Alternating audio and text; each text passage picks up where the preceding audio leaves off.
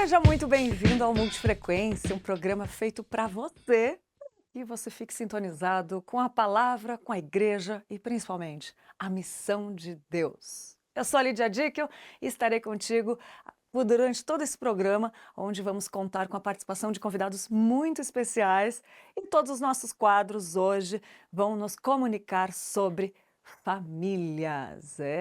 Eu tenho certeza que você vai gostar. E já deixa aí o seu comentário de onde você está nos assistindo, que a gente quer conhecer um pouquinho você, tá bom? Ouvimos muitas vezes em aberturas de grandes séries, programas de TVs e várias outras atividades. E família é tudo nessa vida. Essa família é muito unida, com divergências, problemas, brigas, mas também parceria, comprometimento e amor entre os membros.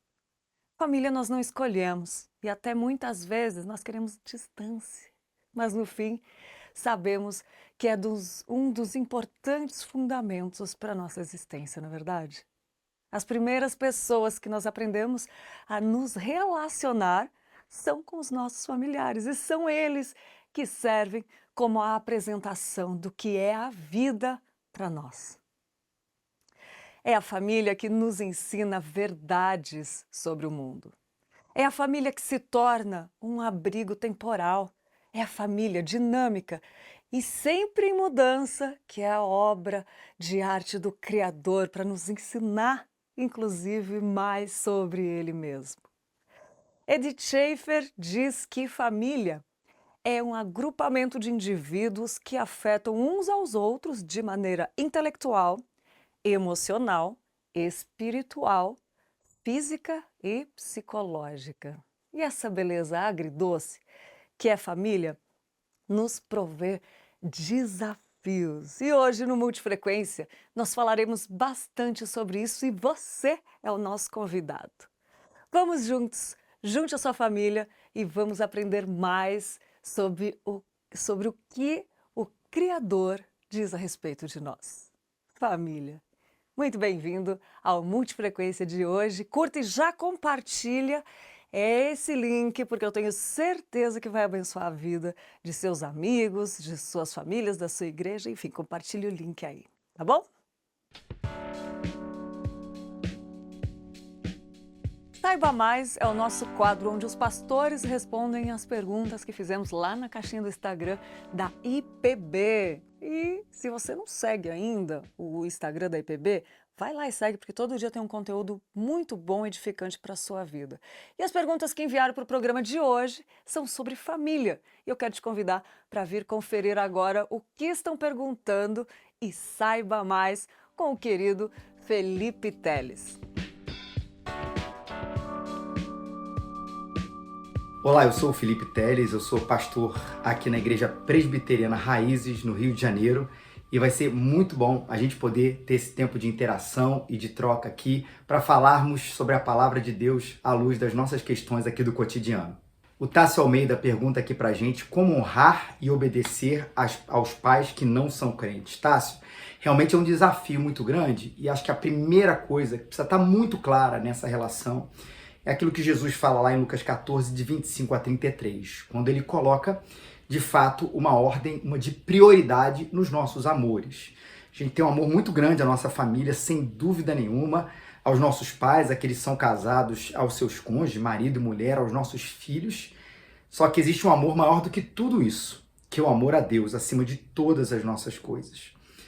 E ali existe uma ordem de prioridade, como Jesus falou, que se a gente não consegue aborrecer o nosso próprio pai, a nossa própria mãe, a gente não pode ser o seu discípulo. Uma coisa aqui para a gente estabelecer antes, com isso aqui a palavra de Jesus não é para que a gente ame menos, mas que a gente tenha uma prioridade aqui nessa relação. Ou seja, quando esses amores eles entram em conflito, ou seja, o pai e a mãe pedem para você fazer alguma coisa que vai de afronta com aquilo que Cristo nos pede, com que a palavra de Deus nos ordena, a gente tem uma prioridade e a gente fica com amor a Deus, amor a Jesus, o amor sobre ele, sobre todas as coisas, acima do amor aos nossos próprios pais. Eu sei que às vezes isso é um desafio e tenta pensar, Tássio, às vezes até numa questão de um contexto de outras religiões, onde a fidelidade à família é muito, muito grande, onde a pessoa quando diz que ela ama Deus, ama o nosso Senhor, ela está rejeitando, às vezes, uma grande tradição familiar, às vezes vindo de outra religião. E por isso, por amar a Deus, ela é expulsa de casa, ela é relegada a um cidadão, uma cidadã de terceira categoria. Você imagina isso? E a palavra de Jesus é dura para a gente a esse ponto.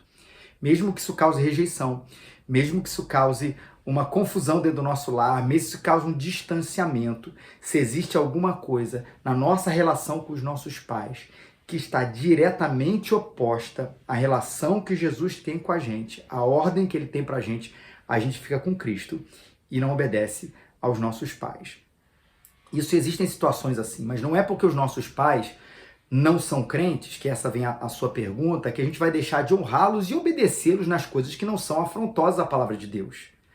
A gente precisa obedecer coisas que, por honrar os nossos pais, por reconhecer eles como autoridade, ainda que eles não sejam cristãos, honrá-los nas coisas que eles têm direcionado a nossa vida, repito, que não vão de acordo ou contra a palavra do Senhor. E honrá-lo tem uma questão muito clara ali pra gente, né?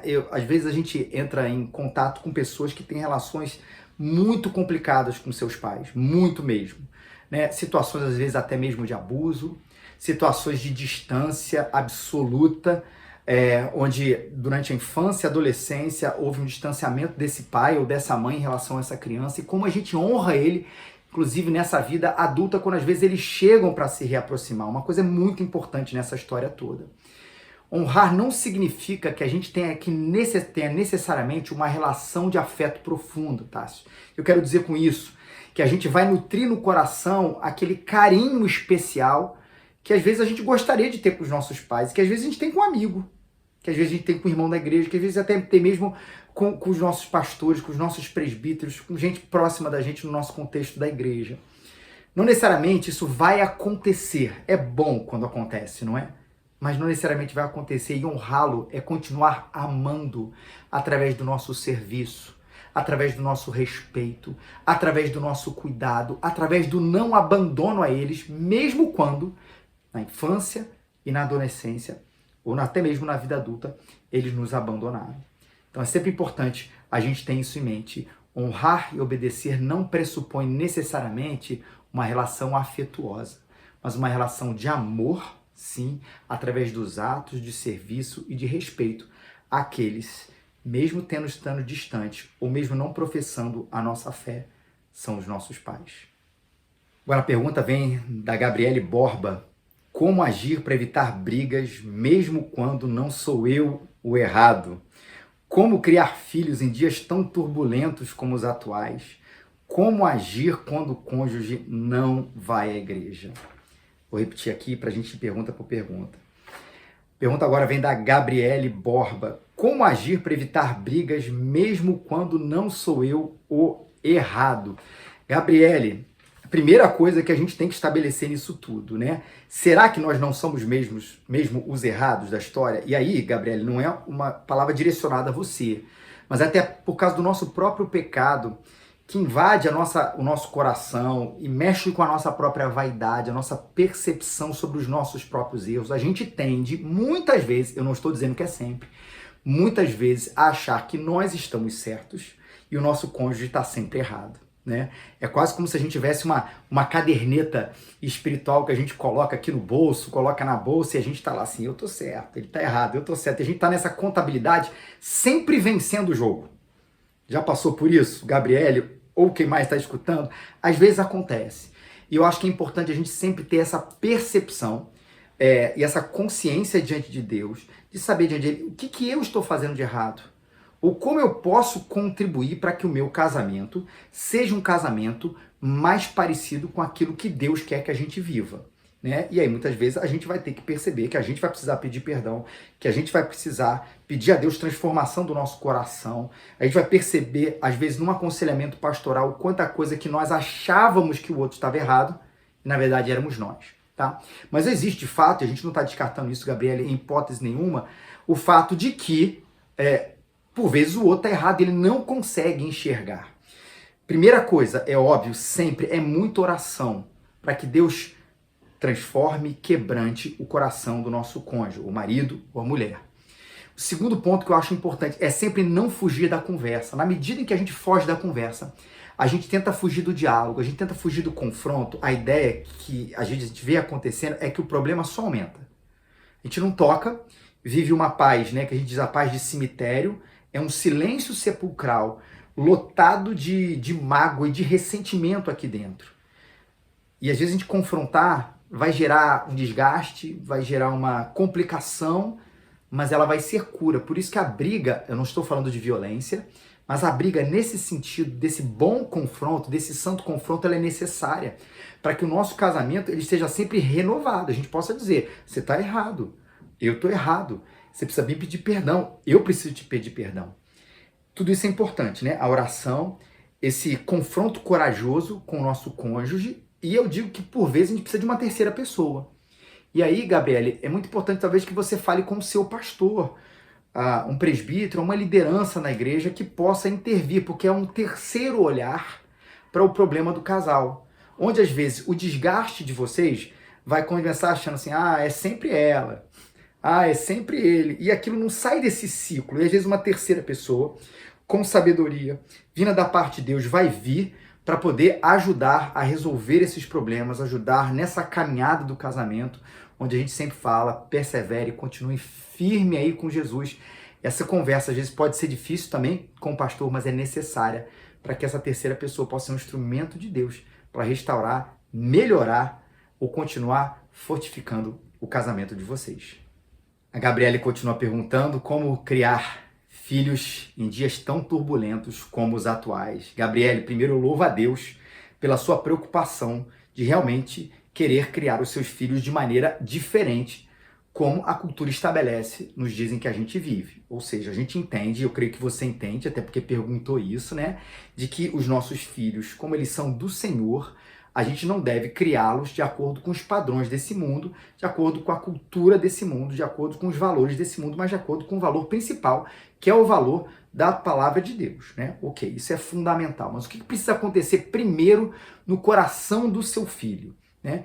É a conversão, é esse olhar maravilhoso de que Cristo é o Senhor e Salvador da sua vida. Por que essa ordem ela é importante? Porque é óbvio que a gente vai criar e deve querer criar os nossos filhos com os valores do reino.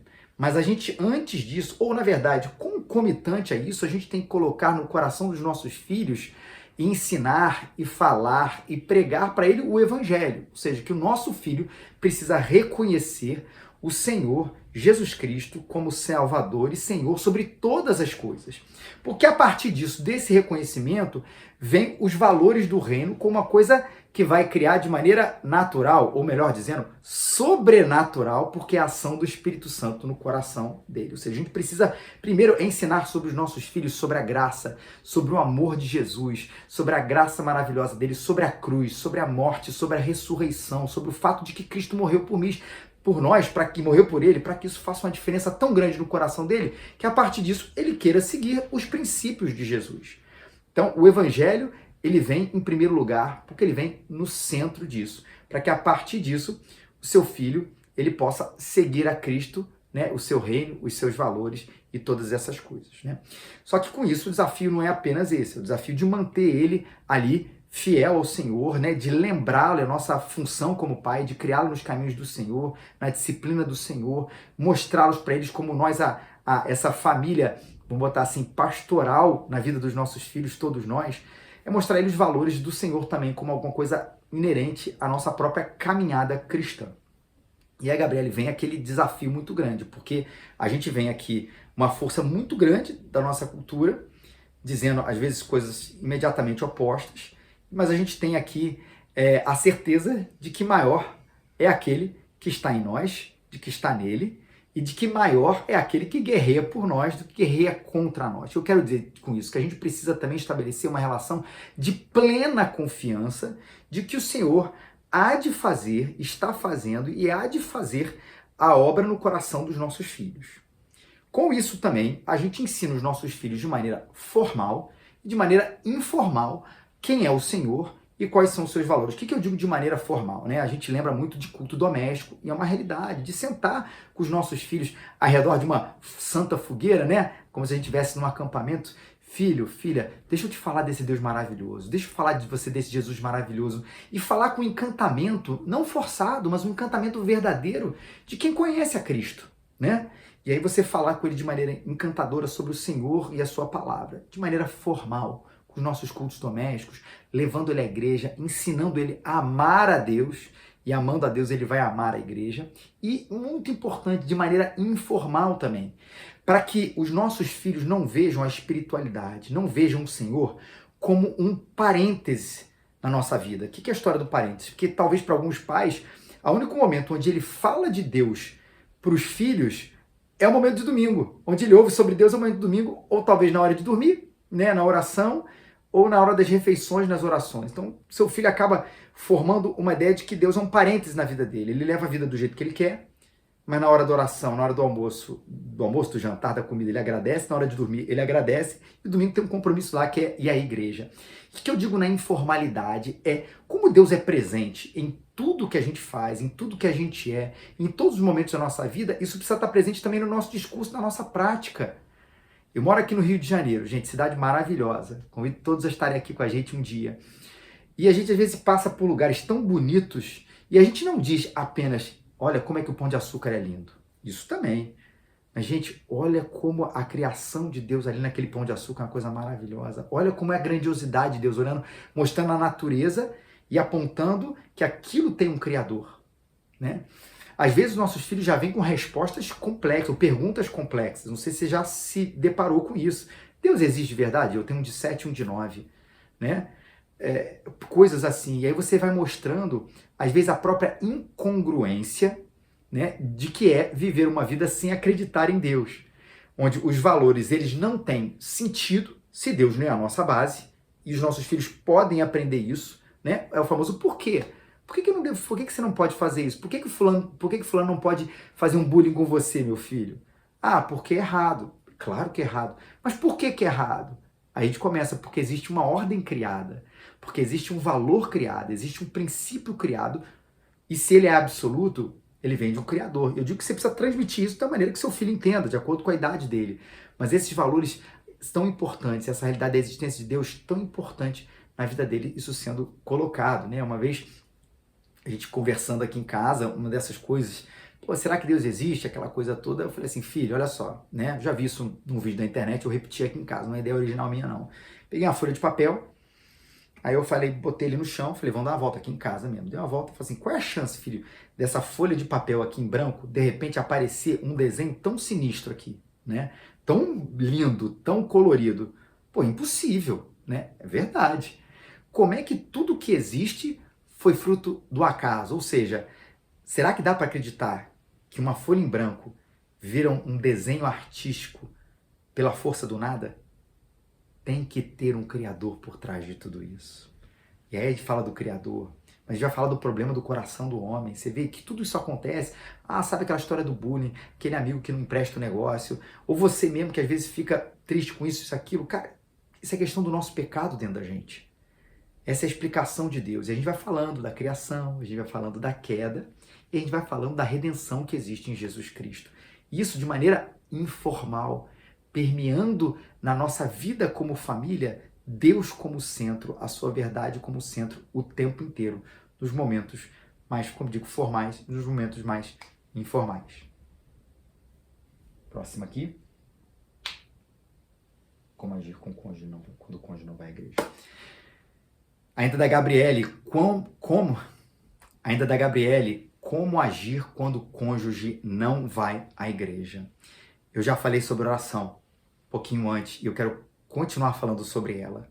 Muito importante, Gabriele, que os seus joelhos estejam sempre, sempre, sempre dobrados diante do Senhor, pedindo, né? Que na verdade, quando ele diz que não quer a igreja, pressupondo aqui que ele não é convertido, para que o Senhor toque o coração dele. O Senhor toque o coração dele. E é fundamental a gente ter essa profunda consciência que se é Ele que faz a obra, eu vou orar com fervor e vou orar com confiança de que Ele pode realizar todas as coisas. Ore com confiança. Seu marido também, ganhe ele pelo seu testemunho, mostrando na sua vida, Gabriele, de que de fato Deus faz absolutamente toda a diferença, para que ele fique se perguntando, né? Eu quero conhecer esse Deus da minha esposa, para que ele fique instigado da sua confiança em tempos difíceis, instigado pelos seus valores tão firmes, e ninguém é perfeito, a gente sabe disso, e também pelo seu pedido de perdão quando você está errada, e toda essa composição do nosso testemunho cristão vai sendo uma bênção no coração do seu marido. E óbvio, sempre é necessário, use palavras.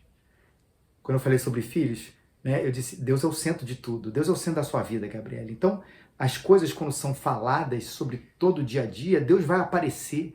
Jesus vai aparecer ali no seu discurso, na sua fala, não porque você quer forçar, é porque simplesmente não dá para falar sobre a vida sem falar sobre o Criador da vida. Não dá para conversar sobre as coisas sem a perspectiva divina, sem a perspectiva, o olhar da palavra de Deus.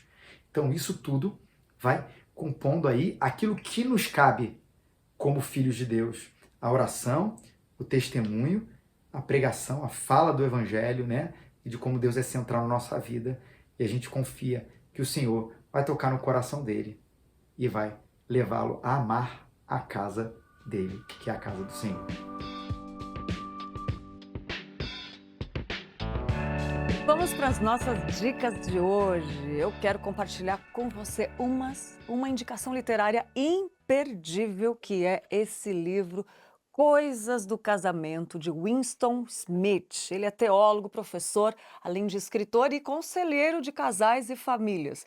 E nesse livro, Winston traz uma receita simples, mas poderosa, para que haja mudança no casamento, uma situação por vez. E essa mudança começa quando nós entendemos como e por que as pequenas coisas podem evoluir para grandes problemas.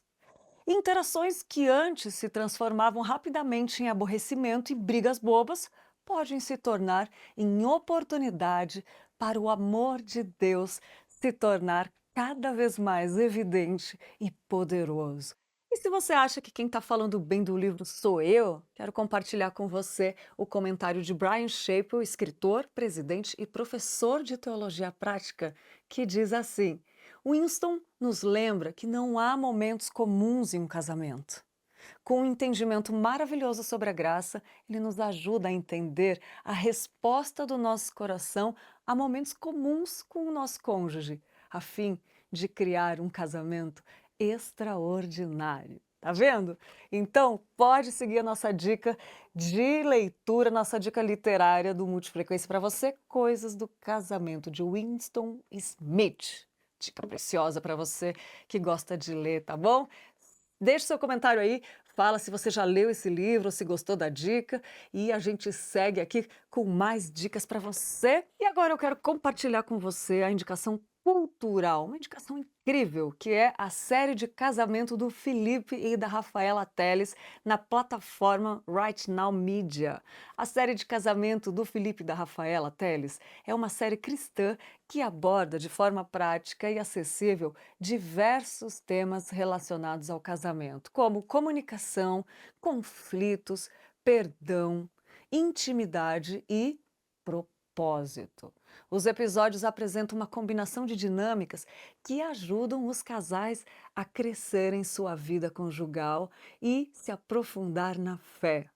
O casal Teles é extremamente carismático e experiente e traz uma perspectiva única sobre os desafios e as bênçãos do casamento cristão. A série é muito bem produzida e ela tem uma linguagem acessível, que ela é indicada tanto para casais recém-casados quanto para aqueles que já estão há muito tempo juntos. E se você está buscando investir em seu casamento e na sua vida espiritual, a série Casamento, do Felipe e da Rafa Telles, é uma indicação imperdível. E aproveita a oportunidade para aprender com a experiência de outros casais, né? E crescer em relação com o seu cônjuge e com Deus. Essa é a nossa dica para você hoje. Cultural, e o Multifrequência continua aqui com muitas dicas para você. E agora eu quero indicar Para as pessoas que gostam de viajar, que gostam de turistar, que gostam de passear e hoje, em especial com a família, né? Quero compartilhar um destino turístico incrível para toda a família. É o Instituto Inhotim, localizado em Brumadinho, lá em Minas Gerais. Inhotim é um dos maiores centros de arte contemporânea ao ar livre do mundo, com uma coleção de mais de 500 obras de artes e jardins botânicos deslumbrantes. Esse instituto ele foi criado por Bernardo Paz em 2004 e desde então tornou-se o destino turístico popular, atraindo visitantes do mundo inteiro. Esse instituto, Inhotim, é um local único e ele oferece uma experiência que você não vai encontrar em nenhum outro lugar. Os visitantes podem caminhar por um parque de 140 hectares que abriga esculturas e instalações de alguns dos artistas contemporâneos mais renomados do mundo. E também tem exposições temporárias e uma variedade de eventos culturais como shows, performance de teatros e oficinas.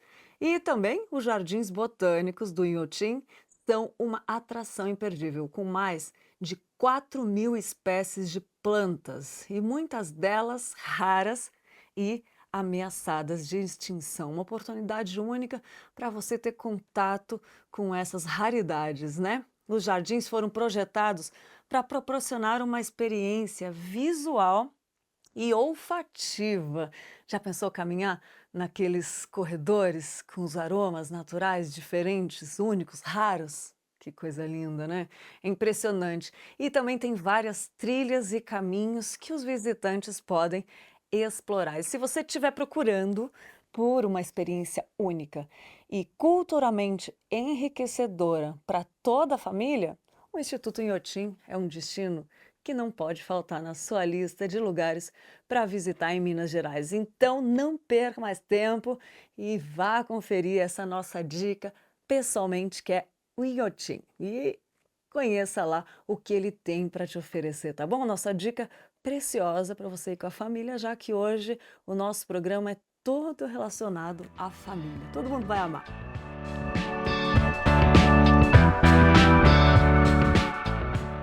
Como é importante nós sabermos como tratar os membros da nossa família. E às vezes nós não prestamos atenção no modo como nos portamos com as pessoas que dividem uma casa conosco. E talvez por isso existam tantas pessoas com sérios conflitos no seio familiar. Por isso, o nosso colunista de hoje é uma pessoa mais que especial para nos auxiliar com dicas e passos práticos para gerar relacionamentos mais saudáveis. Uma das dificuldades que temos é o convívio entre seres humanos. Isso porque a queda quebrou o nosso relacionamento com Deus e, consequentemente, o relacionamento entre nós seres humanos. O primeiro lugar onde os relacionamentos sofrem é a família. Nós percebemos em Gênesis 3 essa dificuldade que brota entre o relacionamento entre Adão e Eva, marido e mulher. Em Gênesis 4 nós já temos essa luta, essa dificuldade por causa do pecado, se expandindo até irmãos, Caim e Abel. E as Escrituras estão repletas de exemplos de crises, dificuldades, sofrimento, lutas, desentendimentos, guerras, competição. As Escrituras, portanto, são um retrato do que nós somos aqui nessa vida, ao passo que também nos mostra aquilo que deveríamos ser. Sem dúvida alguma, o relacionamento se torna muito difícil aqui. Como nós, sendo família da fé, família remida pelo Evangelho e que deve refletir a glória de Deus, cada pai, mãe e irmãos, devendo viver para a glória do Senhor, podem dar um bom testemunho, de fato resolverem as suas lutas, as suas dificuldades, caminharem com comunhão, dizendo a verdade em amor.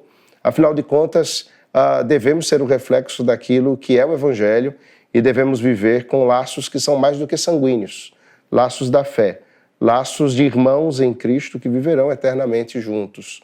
Perguntando sobre como nós poderíamos viver de forma mais íntegra, de forma mais unida e refletindo esse santo Evangelho para a glória de Deus e marcando o mundo como luzeiro no meio das trevas e como um sal que faz toda a diferença no mundo que está putrefado, nós podemos observar o que a palavra de Deus nos orienta. Paulo escreve aos Efésios e ele trata exatamente no seu capítulo 4 da unidade da fé. Claro que o que Paulo trata aqui diz respeito à vida em todos os seus aspectos aqui embaixo do sol.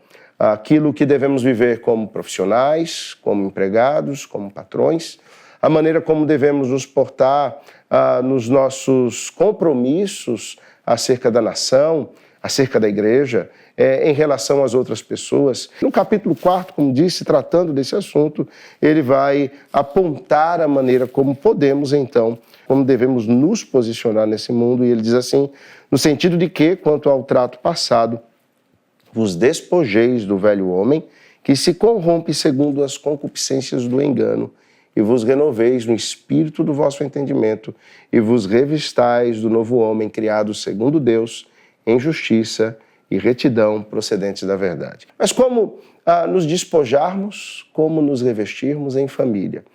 Há disciplinas, há processos que, com o tempo, nós nos esquecemos de vivenciar.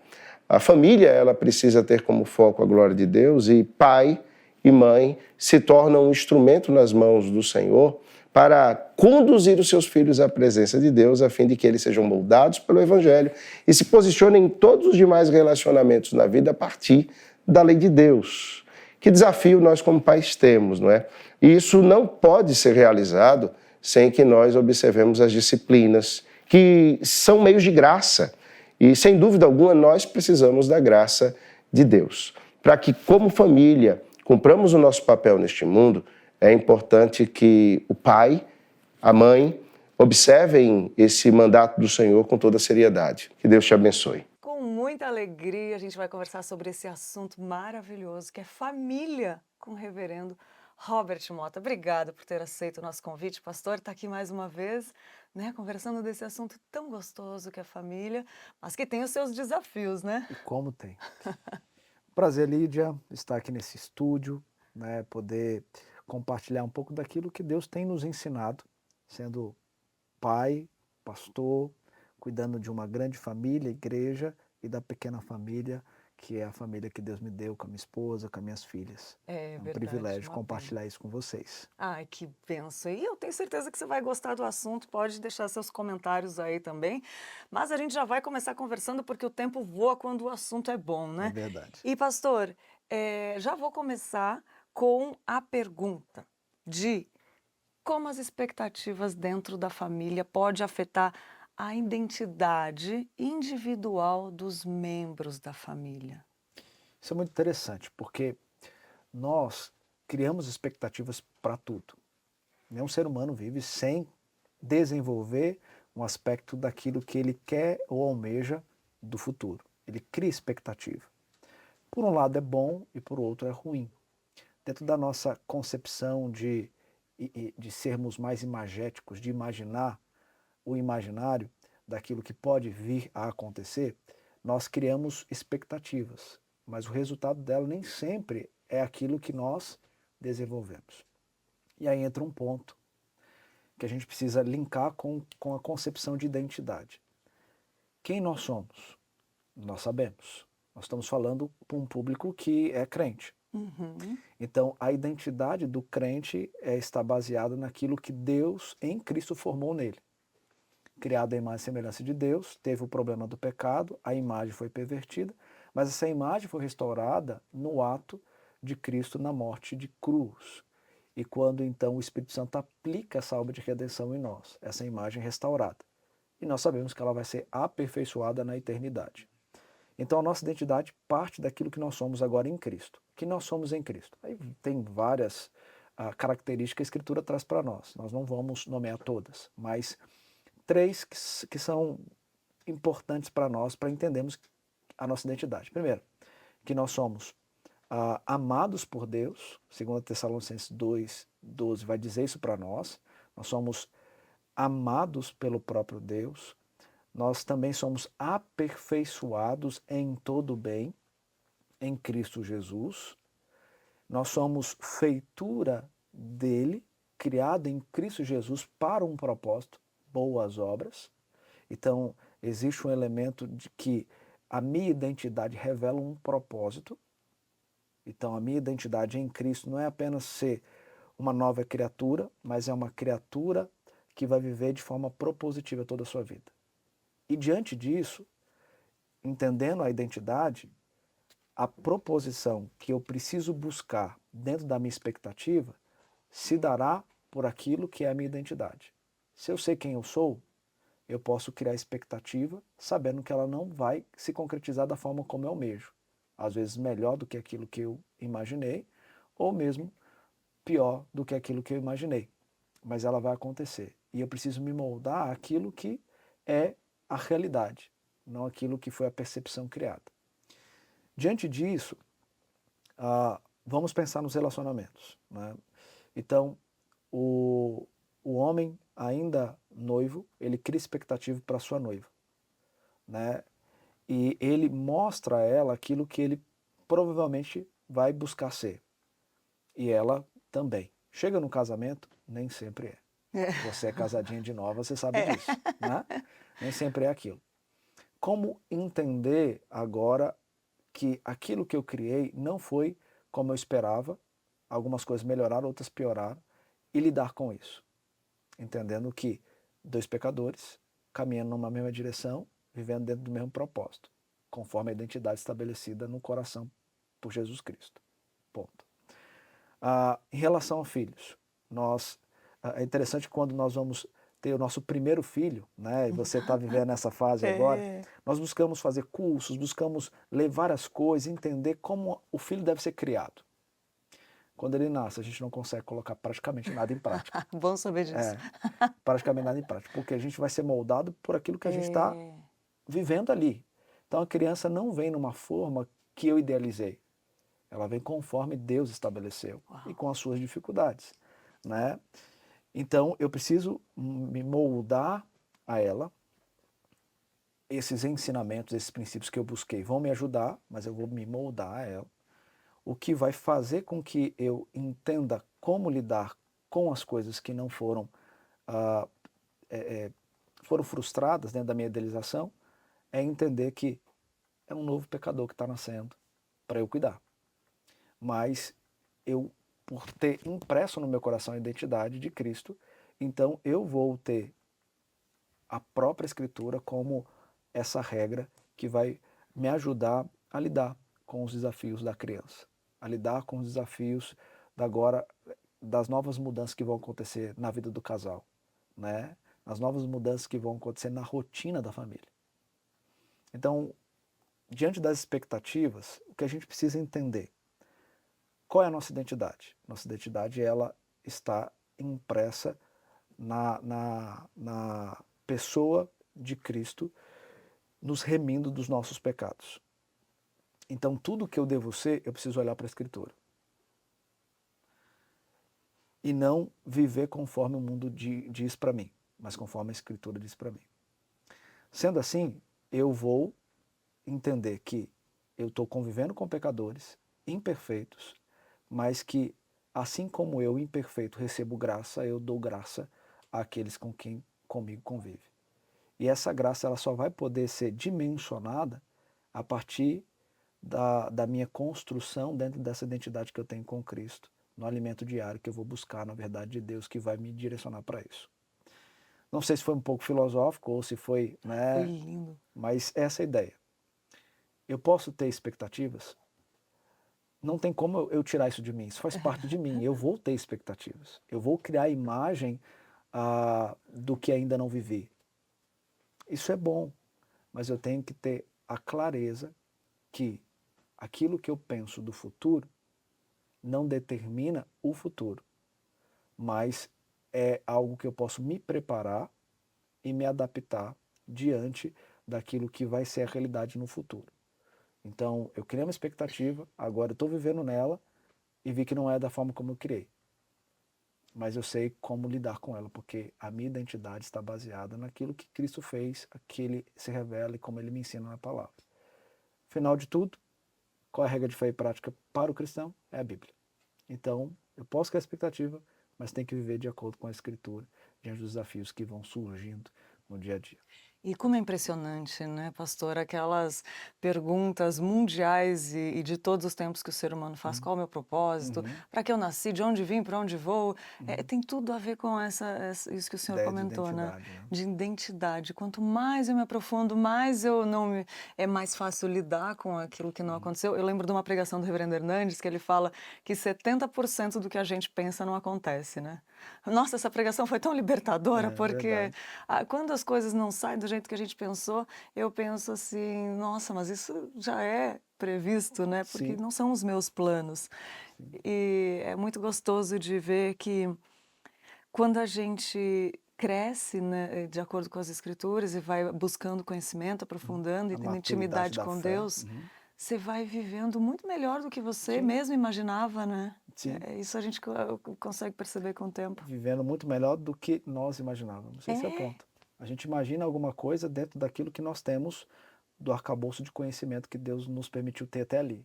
Quanto mais conhecemos de Cristo, mais as minhas expectativas serão melhores, porque elas estão sendo moldadas pelo que eu conheço. E é interessante ver o senhor falando assim, que vem vários versículos na Uhum, cabeça. Dos meus uhum. planos são maiores que os seus. Busca em Sim, primeiro lugar o reino de Deus. Todas as promessas do Senhor começam a acontecer quando a gente entende que é tudo para Ele, a vida é para Ele, tudo é sim, para Ele, né, pastor? isso é verdade. É essa a ideia. E para a família que é tão difícil, porque o nosso desafio começa dentro de É, casa, né, pastor? é, Tem gente que quer evangelizar o mundo e fala, começa na sua casa, né? justamente. Às vezes ali em casa a família está gritando por socorro e eu estou só olhando para fora e não olhando para dentro, né? Então preciso sim observar tudo, né? Os de fora e os de dentro. E o senhor, como trabalha com aconselhamento bíblico, também deve acompanhar vários casos, né? Bastante. Agora a pergunta Aham. que é crucial para nós como família, para a igreja, como Uhum, que nós podemos encorajar os cônjuges a conhecer o seu papel espiritual, né? A uhum. crescer no seu papel espiritual e assumir essa liderança dentro de casa, pastor? Parece que as famílias estão clamando por isso, né? Não Estão é? desesperadas, porque marido não é marido, mulher não é a esposa que deveria ser dentro do padrão bíblico, né? E isso, de fato, tem trazido consequências para a sociedade, porque a Fato. família é a base de uma sociedade, né? Então, as consequências estão aí. Então, vamos pensar em algumas coisas. Ah, primeiro, a gente precisa entender que ah, o papel do marido e o papel da esposa já estão bem claros nas escrituras. Verdade. Só que viver esses padrões, conforme a escritura nos coloca, não é tão simples, quando não há um aprofundamento daquilo que são os padrões estabelecidos pela escritura. E do outro lado, eu tenho uma sociedade que está corrompida e quer ditar o modelo família, o padrão família. Então você tem os dois padrões, um baseado na verdade de Deus e outro na subjetividade da humanidade, né, e na falta de verdade presente aqui. E a questão toda é que eu preciso pensar aonde eu estou, de que lado eu estou dessa balança, né? Eu estou desse lado ou eu estou desse lado aqui? Entendendo que esse lado é a minha regra de fé e prática, então vamos passar para ele. E aí eu preciso desconstruir várias coisas quando eu chego no casamento. Primeiro, o modelo de caráter do homem ou da mulher, ele é desenvolvido pelo meio e por aquilo que ele busca conhecer. Então, se ele coloca o padrão daquilo que ele é como sine qua non, como algo que não pode ser mudado, como algo que não pode ser mexido, ele vai ter um problema aqui. Verdade. Ou seja, ele vai trazer as características de um pai ou as características de uma mãe. Ele vai trazer talvez experiências boas ou ruins de dentro de casa e querer determinar o seu casamento. Não é certo. Coisas boas eu preciso de fato observar, mas elas não podem determinar. Muitos casais que nós conversamos, eles chegam e dizem, olha, mas ela não consegue entender porque eu venho de um contexto familiar que é assim, assim e assim, Como a gente escuta essa frase? não é? Nossa! E ao mesmo tempo é difícil para ela porque ela também vem de um contexto diferente, Aham. né? Então, aí que está o problema. Aí eu paro para pensar com eles, mas veja, e o contexto Cristo na tua vida, onde ele está? Porque se a Escritura diz para mim que a partir do momento que eu sou um no Senhor, ele faz nova todas as coisas, é todas. Então o que vai determinar o seu novo caráter, como a gente estava falando de identidade, o seu novo caráter, são os padrões estabelecidos pela Escritura, e não os padrões estabelecidos e desenvolvidos ao longo da sua vida por aqueles que influenciaram o seu ambiente Perfeito. e determinaram o seu caráter. Então, quando a Escritura fala que ele desenvolve o nosso caráter, que ela muda a nossa percepção de vida, quando fala que eu tenho que negar as minhas vontades para viver a vontade do Senhor, quando eu tenho que me despojar da velha natureza para revestir como eleito de Deus, santos e amados, eternos, afetos e misericórdia, ele está dizendo, veja, em Cristo há algo novo. E o novo em Cristo determina o seu caráter agora. E quanto mais você conhece do Senhor, mais você é nele. Por isso que em 2 Coríntios, Paulo vai dizer que nós estamos de glória em glória, sendo aperfeiçoados em Cristo, a semelhança de Cristo, para herdarmos com Cristo aquilo que é reservado para nós na eternidade. Então veja, eu preciso compreender que o que eu sou não pode ser algo que não venha mudar. Isso. Mas ele precisa mudar porque eu estou convivendo com o outro, que é diferente em mim em diversos aspectos, mas nós somos unidos por um mesmo propósito. Que propósito é esse? Ambos vivendo para a glória de Deus. Ambos vivendo para Deus. Ambos pertencendo a Deus. Ambos agora lutando juntos pela fé evangélica, como Paulo fala em Filipenses. A nossa união não é apenas uma união conjugal, é uma união também no corpo de Cristo, do qual ambos fazem parte como membros desse corpo. Então toda a nossa estrutura, ela parte daquilo que nós somos em Cristo. Tem a ver com o que a gente falou antes, da identidade. Então aí que está a chave do negócio. Se eu compreendo que, de fato, eu trago comigo alguns elementos familiares, de coisas que foram sendo construídas e moldadas ao meu caráter, mas que na vivência com a minha esposa são coisas ruins, afetam o meu casamento e não estão dentro do escopo que são as verdades de Deus para o marido e para a mulher, eu preciso mudar já. Então eu preciso parar com esse negócio. Mas é que ela precisa entender que eu sou assim porque meu pai é assim, porque minha mãe é assim. Não, não, não, não.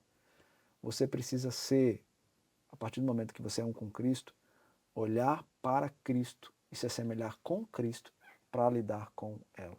Por isso que Paulo vai chamar lá em Efésios a ideia do amar a esposa à luz daquilo que Cristo fez ao se entregar pela sua igreja. Que a esposa, ao ser submissa, ela tem que ser submissa como ela é ao Senhor, e não como ela foi dentro de casa. Perfeito. Né? Isso é importante também. Mas o que vai, de fato, ser o motor, né, propulsor para ela viver a sua submissão, não é como o pai ou como a mãe foi submissa ao pai, mas como ela, a pessoa, a esposa, é na sua submissão ao Senhor. Que coisa linda. Entende? E a mesma coisa o homem em relação ao amor. Se o amor que ele tem é o amor de Cristo que voluntariamente se entrega pela sua igreja, então esse amor, ele é diferente. E a partir disso, eu vou fazer todos os meus atos com ela serem agora diferentes. E eu vou desenvolver um lidar com ela conforme Cristo manda. Aí quando a gente entra nos parâmetros bíblicos, a gente entende que o marido ele precisa entender que Deus estabeleceu desde a criação o homem como o cabeça do lar, a mulher como a auxiliadora. E auxílio ali não é auxílio de se submeter à escravidão, mas se submeter para auxiliá-la em uma missão. A missão é dada para ambos, mas um vai gerenciar essa missão e o outro vai ser o subgerente dela. Deus escolheu o homem para estar à frente e a mulher para ajudá-lo a conduzir. E o homem não vai conseguir sem a mulher. A mulher é importante nesse processo para ajudá-lo dentro dos desafios a lidar com essa missão e os percalços que aparecem, né, na caminhada. Que coisa linda. Vai fazendo uma construção na cabeça e a gente vê a Sim. perfeição de Deus desde o momento de espera, né? Uhum. Quando, que nem o senhor falou, eu sou casada recentemente, mas eu lembro do momento de espera, assim, o quanto é importante a gente crescer no Senhor e ter essa identidade, o quanto ajuda no casamento. E outra, procurar identificar um cônjuge fiel ao Senhor, né? Eu acho Ai, que a escolha se dá nisso, né? é As pessoas têm a tendência, aí seria um outro um outro programa, né? programa. A ideia de, é vontade de Deus eu me relacionar com essa pessoa. É, Será? então. Porque a vontade de Deus está na pessoa com que você escolheu ou no ato do casamento? É, Está numa coisa periférica ou, de fato, num princípio? A vontade de Deus está no princípio. Casar é vontade de Deus. Agora, se você vai escolher aquela pessoa, isso tem a ver com a permissão de Deus em você, na sua liberdade, fazer a escolha. E aí você pode errar. E você pode escolher errado. Né?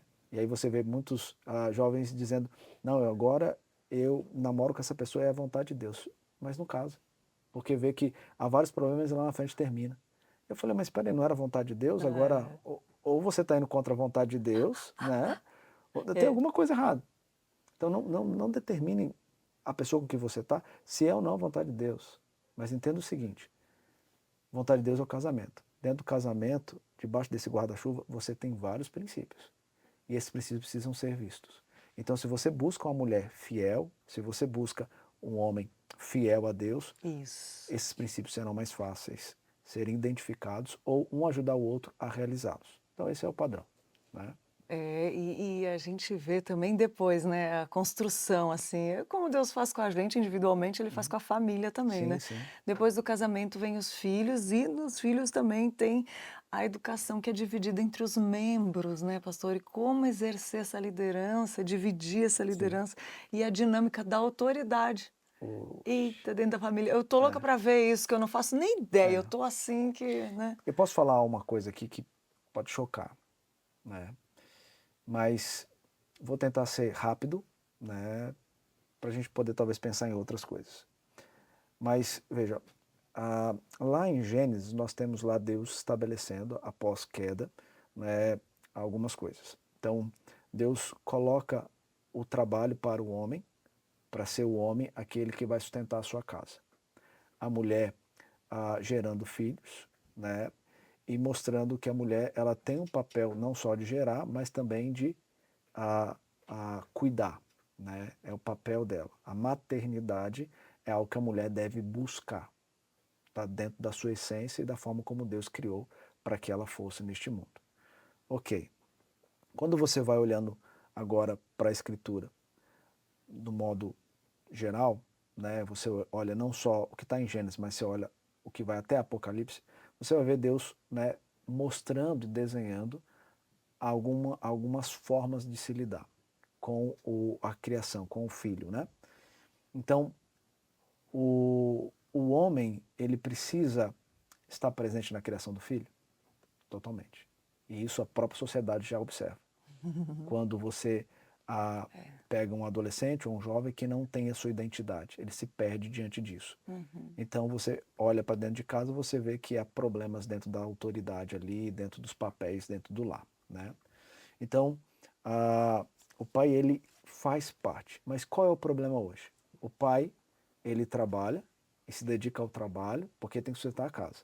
Mas ele esquece que criar o filho na admoestação e na disciplina é dele. Eita, É dele e não é da esposa. olha só. Se você olhar para Efésios, é interessante o texto, quando diz lá no capítulo 6, né? Os filhos, né, não devem provocar os pais, né? Aham. Os pais não devem os pais não devem provocar os filhos à ira, mas criá-los na disciplina de administração do Senhor.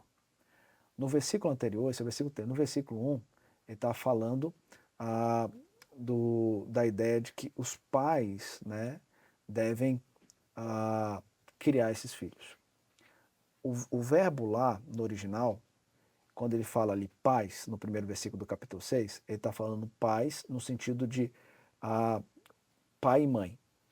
É o gonés ali no grego, é pai e mãe. Quando no versículo 3 ele vai falar de pai criar na disciplina de administração do Senhor, ele está falando de pateres. O verbo é outro. Então ali ele está apontando somente para o homem e não para a mulher. Ou seja, quando diz criar na disciplina de administração do Senhor, ele está falando pais, homem. Você tem que criar na disciplina de administração. Mas é aí que está o ponto. O criar na disciplina da administração não é para que o pai seja aquele apenas chamado quando não tem mais condições da mãe lidar com o filho que está em disciplina. O pai é chamado para poder ser a última cartada. Pega o cinto e dá na bunda do moleque. Entendi. Não. É criar na admoestação, ou seja, exortando, ensinando, instruindo, né? E então, diante disso, se necessário, discipliná-lo. O teu papel, pai, é disciplinar. Mas você não pode ser o pai que é chamado apenas para surrar o seu filho. E Você como tem que ser acontece, o né? pai que o seu filho vai entender o porquê que você está aplicando disciplina. Por exemplo, ao aplicar a disciplina, nós temos que ensinar por que fazemos isso. Filho, você vai apanhar porque você repete algo que a gente pede para você fazer e você repete, você não quer cumprir, então eu vou precisar bater. Você bate no filho, né? Usa a vara, como o provérbio vai dizer para nós, mas após isso você mostra que o fato de você fazer essa ação contra o filho está machucando nele, naquele que vai aplicar a disciplina. Então abraça e diz, está doendo em mim, mas é importante. Mostra por que Cristo também fez isso por nós.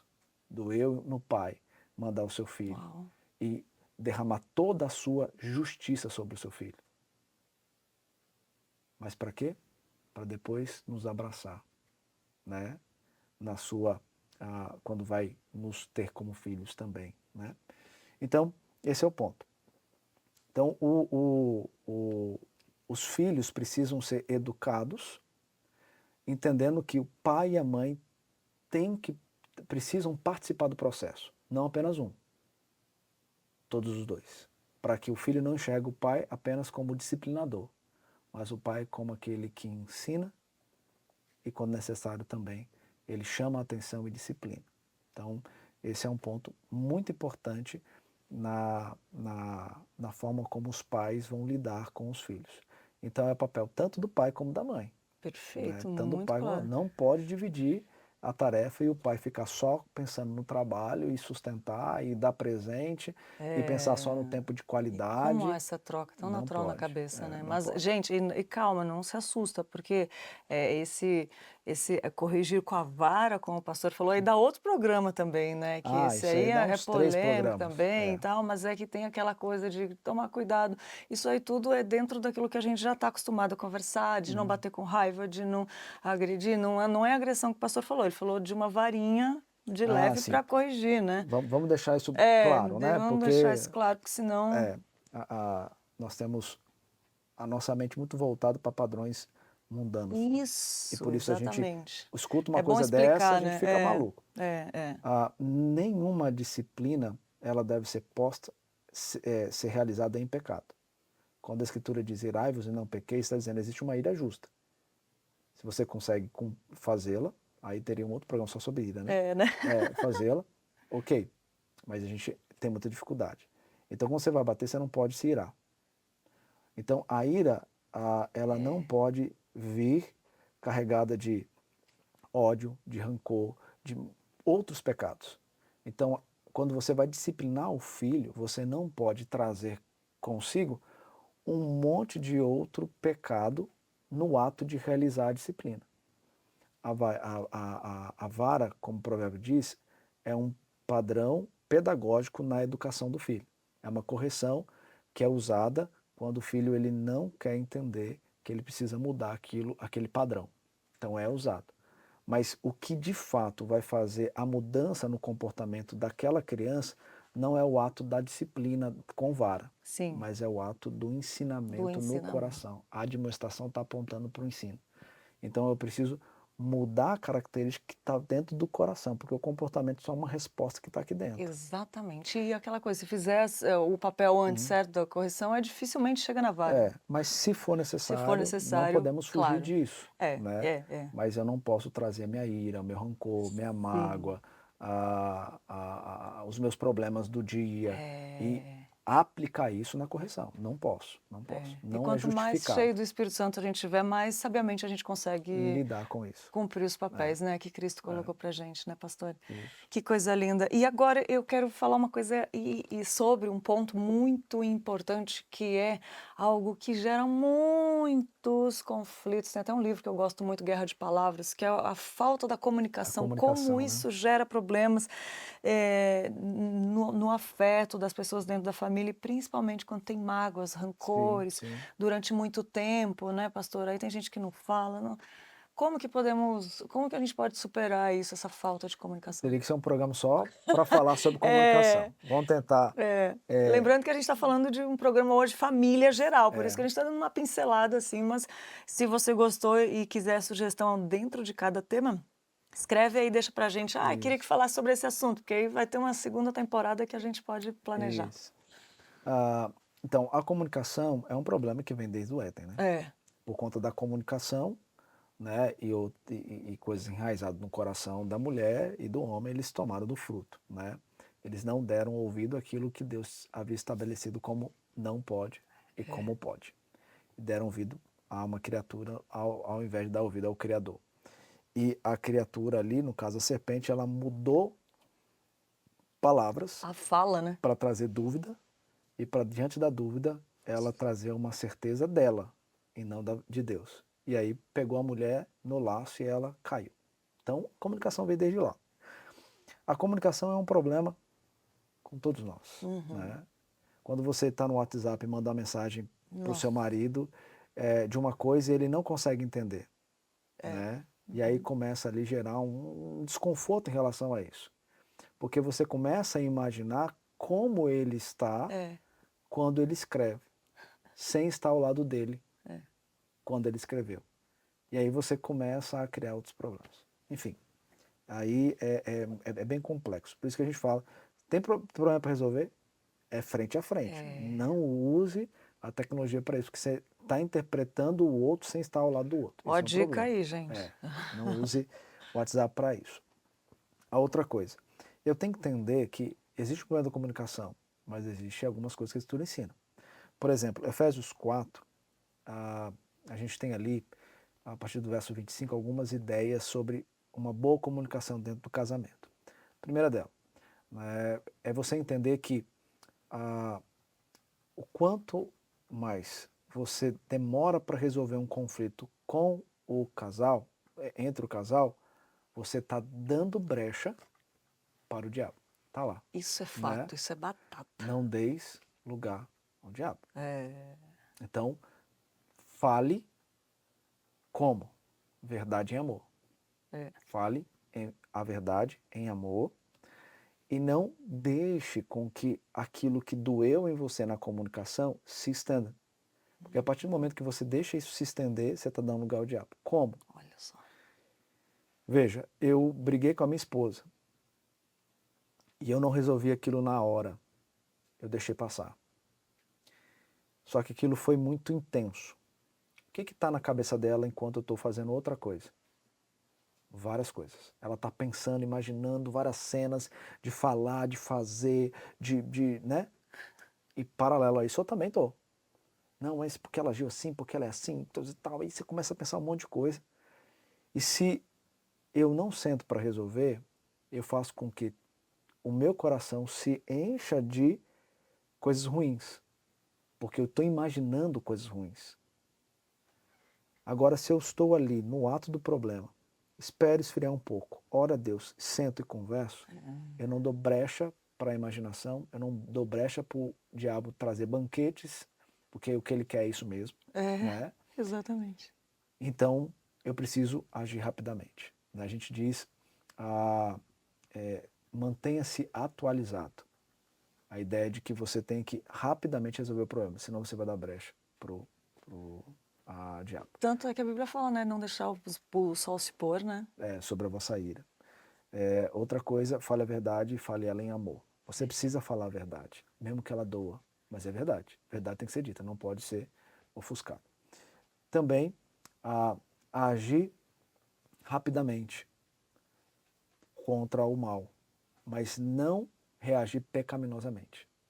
A nossa tendência quando nós vamos tratar o problema é você que é assim, você sempre faz isso, mas você. Nossa tendência é falar você é, porque a gente não olha para nós, a gente olha para o outro e quer justificar o nosso ato com a ação do outro. Está errado. Então, ao invés de você falar você é assim, mude, não use o você. Fala, ataque o problema e não a pessoa, essa é a ideia. Então, pare com ela e diz, por que nós chegamos a esse momento? Por que nos permitimos agir assim um com o outro? Por quê? Olha como você muda. Eu não estou atacando a pessoa, estou atacando o problema. Eu estou reagindo diante do problema, mas não reagindo contra a pessoa. E aí nós vamos parar para pensar no porquê daquilo. E pedir para que Deus nos auxilie para mudar o que a gente observou, que foram gatilhos que nos impulsionaram para agir daquela forma. Então, a comunicação ela tem que partir disso, né? Nós temos em Efésios 4, onde fala lá, né, conforme eu rapidamente pontuei, as 4 regras de comunicação, né? Os 4 princípios de comunicação, da comunicação que está aí. Exatamente. Né? Mas aí daria só um programa para falar isso, mas essa é a ideia. Exatamente. Mas ficou muito claro e muito compreensível, assim, como traz luz para a gente. Estava conversando com a Nathalie Campos, ela falou que muitas vezes orando para mudar o cônjuge, Deus conserta coisas em nós, né? Também, interessante também. A mudança sempre vem dos dois lados, eu acredito nisso. Olha uma coisa que é interessante. O meu casamento melhorou quando eu comecei a aconselhar casais. Olha só, que legal. Por quê? Porque eu olhava no outro aquilo que eu precisava parar para olhar em mim. Olha isso. Aquela ideia de que, olha, tira a trave do seu olho. Né? Então, mas eu sabia a verdade que eu precisava trazer para aquele casal. Sim. Mas eu não queria colocar em mim. Olha só. No meu casamento. Então, eu ensinava, mas para não ser hipócrita, eu chegava em casa e pedia perdão. Mas por quê? Porque eu falei hoje isso para um casal e eu sei que eu estou falhando com você. Que legal. E ali a gente tem um momento de reconhecer, mudar e melhorar. Então, e como isso é restaurador é legal. isso, né? Como Deus restaura, como cura Totalmente. completa, assim, é um Por isso bálsamo. que o aconselhamento está para todos, não apenas para o pastor. Exatamente. Né? A Escritura diz, habite ricamente em vós a palavra da verdade, instruí-vos e aconselhai-vos mutuamente uns aos outros. E aí quando você aconselha, você vai ajudar o outro frente àquilo que você também precisa ser ajudado. E aquela verdade que você precisa trazer para o outro, é a verdade que você precisava ter trazido para você e você não trouxe. Exatamente. Mas agora você está sendo lembrado pelo Espírito Santo. O presbítero Terui me falou uma vez, Deus usa um problema para arrumar os dois lados. Os dois, pronto. E aquilo que o senhor meio falou no começo, é olhar para Cristo, né? Sim. É a solução, ele tem uma solução para os dois também, né? Sim, é isso mesmo. Pastor, eu vou te desafiar, porque vai ser difícil, o nosso tempo está voando, falar de um tema tão, de um assunto tão delicado como esse que eu vou abordar agora, que é quando se trata de infidelidade conjugal, quando a família está lidando com a infidelidade conjugal, como o conselheiro cristão pode ajudar com as consequências dessa situação? Olha, é muito difícil, é muito difícil. É muito difícil, né? Mas entender que, assim como há perdão para nós na obra de Cristo Jesus, há perdão para o outro. Por isso que lá em Efésios também vai dizer que nós temos que perdoar uns aos outros como Cristo nos perdoou. Então, se Cristo nos perdoou, sendo nós pessoas ruins, mas, e Ele fez isso naquele ato de derramar o sangue dele na cruz, nós precisamos perdoar o outro. E o nosso padrão de perdão é o padrão que nós recebemos diariamente. Tanto que nós deveríamos ser especialistas nisso e nós não somos. Então, esse é o primeiro ponto. Por mais errado que tenha sido o ato do outro, eu preciso parar para observar que o perdão se estende também a esse ato. Agora, perdoar é uma coisa, conviver é outra, com quem fez um ato tão nocivo contra você. E aí é fato, você vai precisar de alguém para pegar na sua mão e te ajudar a lidar com as feridas que foram abertas dentro do coração e que o outro fez. E o outro que perdeu a confiança, ele precisa entender que ele tem que mudar tudo. Reconhecer aonde ele errou e por que ele errou. Né? E não erra sozinho. Né? Reconhecer os erros e serem confrontados, exortados, consolados e direcionados. Então é importante nesse momento, se alguém sofre com isso, corra para um pastor que tenha condições de ajudar. Aqui a gente ficaria horas para tentar pensar em pontos. Mas essa é a ideia. Procure ajuda. Mas entenda que assim como Cristo nos perdoou, nós também precisamos perdoar o outro. O casamento é uma aliança. Por mais que o outro venha quebrar a aliança, Deus, ele pode em Cristo restaurar. Então eu preciso também parar para pensar. E o casamento não é algo que Deus idealizou para ser dissolvido. O casamento ele idealizou e ele se faz parte como aliança para que ele permaneça. E permaneça como um princípio. O casamento, mesmo que seja imperfeito entre dois pecadores, é um modelo perfeito de uma união que vai acontecer na eternidade. Do noivo com a noiva se encontrando, né? Para viver eternamente nos céus. Então é isso. Né? Olha, arrasou na resposta rápida e porque é tão delicado. Só do senhor falar já vem assim, dar um programa.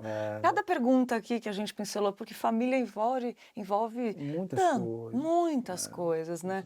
Mas é gostoso a gente ter ideias para conversar. E o sentido do programa, pastor, do Multifrequência, é aproximar as pessoas, a começar por nós, né? Da palavra da igreja e da missão de Deus. Isso a gente vem abordando vários assuntos aqui diferentes e família é um dos que mais pega, né? Como pega, né? E é gostoso de ver que não é fácil, que nem o senhor falou, né?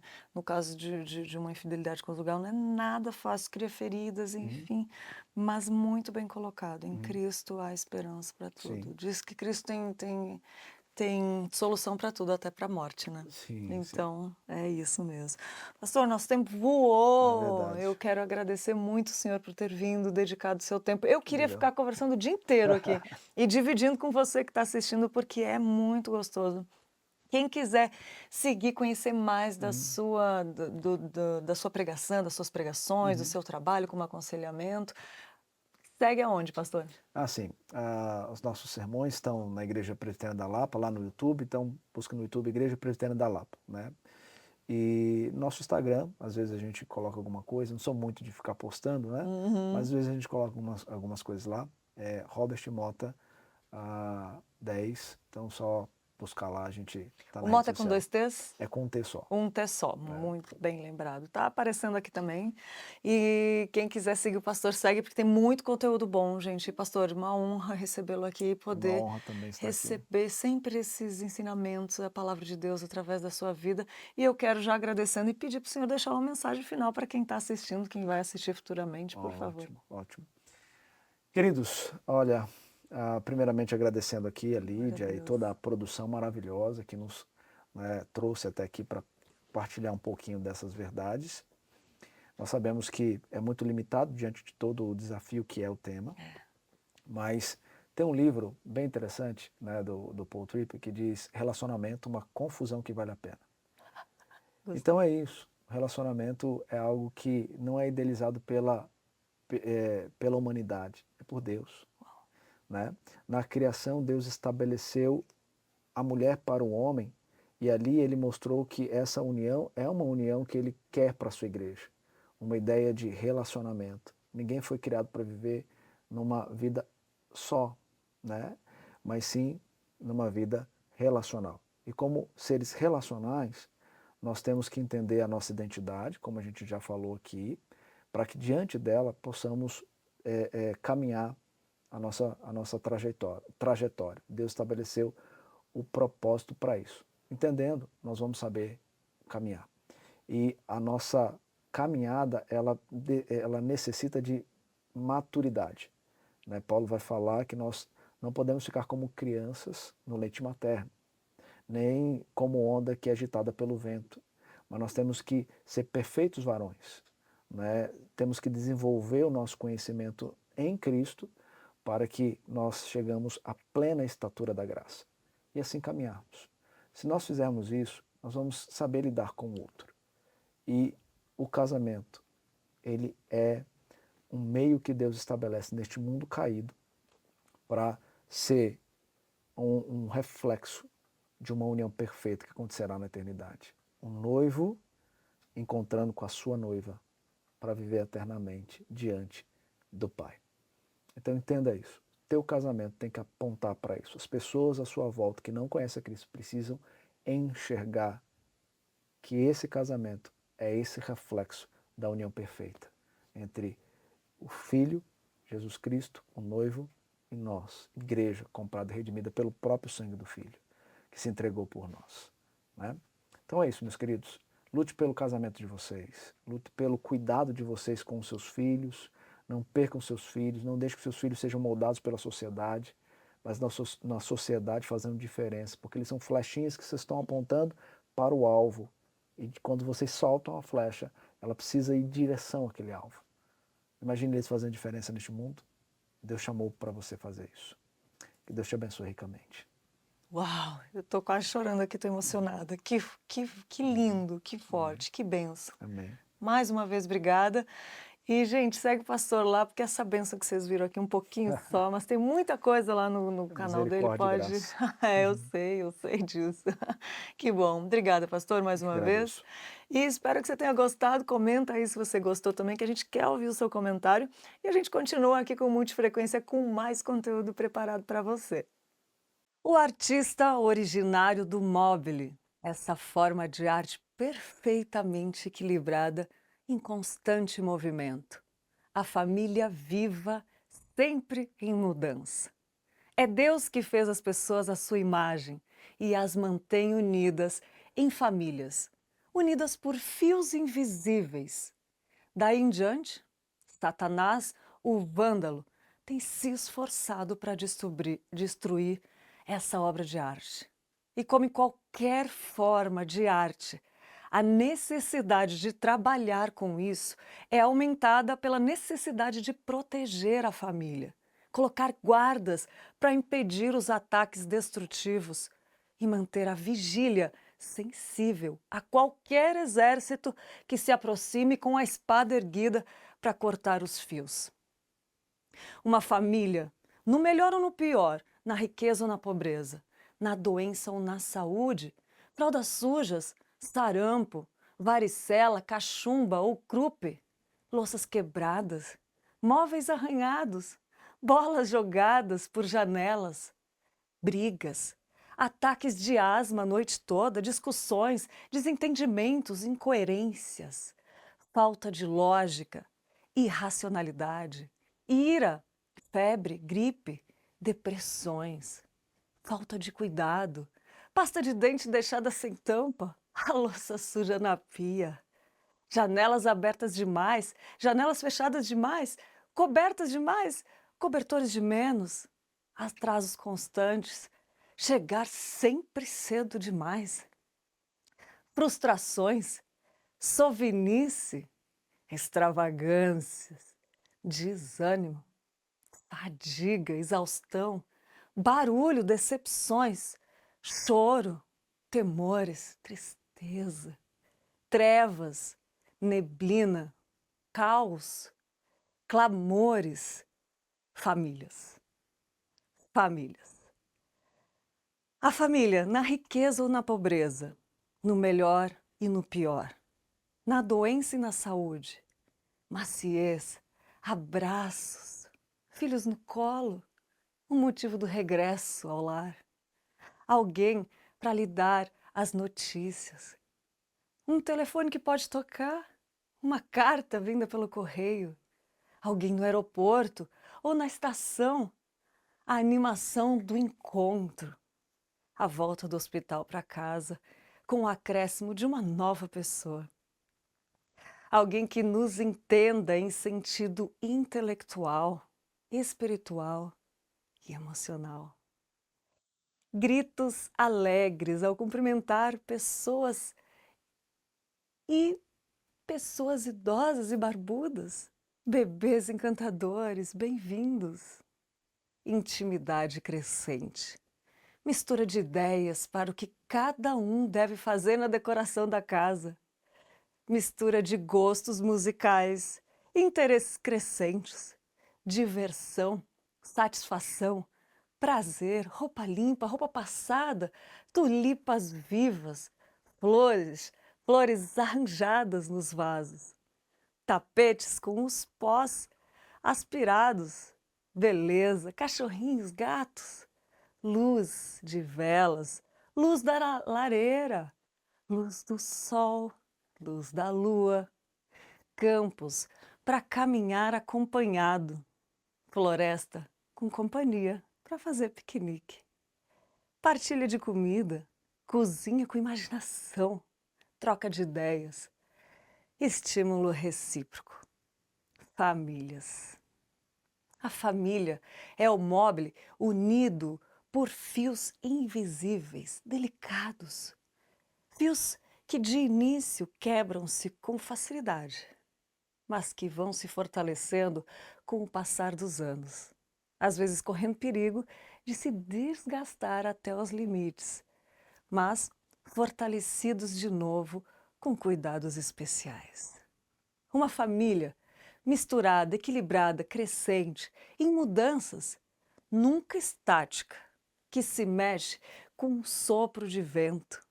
Bebês, filhos, jovens, mães, pais, avós, tias, tios, seguros em uma estrutura equilibrada pelos fios invisíveis de amor, de memórias, de confiança, lealdade, compaixão, bondade, preferindo em honra um ao outro, dependendo um do outro, olhando um para o outro para obter ajuda, fornecer auxílio, auxiliando o outro a se levantar, suportando pacientemente as faltas uns dos outros, cada um compreendendo um pouquinho mais do outro, com o amor que tudo espera, que tudo suporta, sem jamais falhar.